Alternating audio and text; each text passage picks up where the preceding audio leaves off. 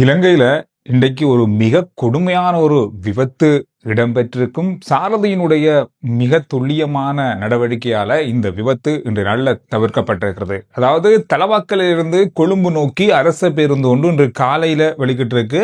காலை 5:30 மணி அளவுல கினியத்தன பிரதேசத்துல இந்த பேருந்து பயணித்துக் கொண்டிருக்கும் போது சாரதிக்கு தெரிய வந்திருக்கு பிரேக் பிடிக்கல, கியரை மாற்றும் போது பிரேக் பிடிக்கல அப்படின்னு தெரிய வந்திருக்கு. உடனடியாக இவர் ஹேண்ட் பிரேக்கினுடைய உதவியோடு செகண்ட் கியருடைய உதவியோடும் இந்த பேருந்தை மெதுவாக செலுத்தி அதுக்கு பிறகு வர பள்ளத்துக்குள்ளால போனா நாங்க இதுல இருந்து தப்பிக்கொள்ள முடியாதுன்றதுக்காக அருகில் சைட்ல இருந்த ஒரு மண்மேட்டின் மீது மோதி இருக்காரு. இந்த பேருந்தை மோதி இந்த பேருந்தில் இருந்த அனைவரையும் காப்பாற்றியிருக்காரு. இதுல ஒரு சிலருக்கு சிறிய காயங்கள் ஏற்பட்டதாக சொல்லப்பட்டிருக்கு. பயணிகளுக்கு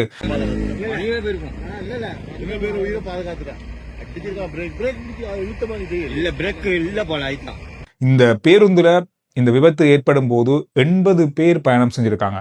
இந்த மண்மேட்ல முட்டாம இன்னும் கொஞ்சம் வந்திருந்தா வேகமாக, அதாவது பள்ளத்துல அந்த வாகனத்தை சொல்றது உங்களுக்கு தெரியும்.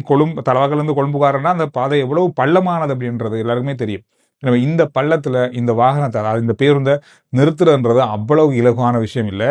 எனவே இந்த சாரதியினுடைய சரியான செயலால இந்த விபத்து தவிர்க்கப்பட்டிருக்கு, இந்த உயிரிழப்புகள் தவிர்க்கப்பட்டிருக்கு. இப்படி ஒரு சம்பவம் இன்றைக்கு நடந்திருந்தா இலங்கை வரலாற்றுல மிக கொடுமையான ஒரு நாளாக இன்றைய நாள் பதிவாகி இருந்திருக்கும். எனவே மிக மிக ஒரு முக்கியமான ஒரு விஷயமாக இந்த நாள் இது பார்க்கப்படுது.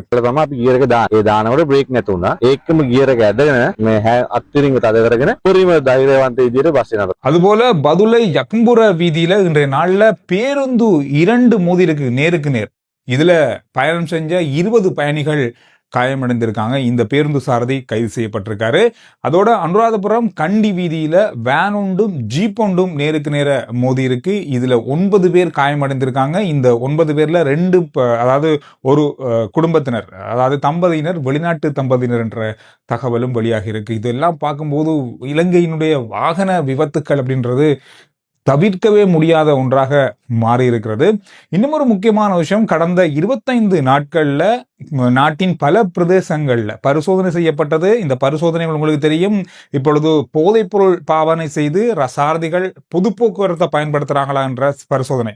இந்த பரிசோதனையில கடந்த நாட்கள்ல பலர் பாவனை செஞ்சாங்க என்று உறுதிப்படுத்தப்பட்டு கைது செய்யப்பட்டிருக்காங்க. இந்த 25 நாட்கள்ல மட்டும் 797 பேர் போதைப்பொருள் பாவனை செஞ்சிருக்காங்க அப்படின்றது உறுதிப்படுத்தப்பட்டிருக்கு. எவ்வளவு பெரிய தொகைன்னு பாருங்க. வருகின்ற நாட்கள்ல இன்னும் இது நடத்தப்படும். சாரதிகள் மட்டுமில்ல, நடத்துனர்களும் சேர்த்து 797 பேர்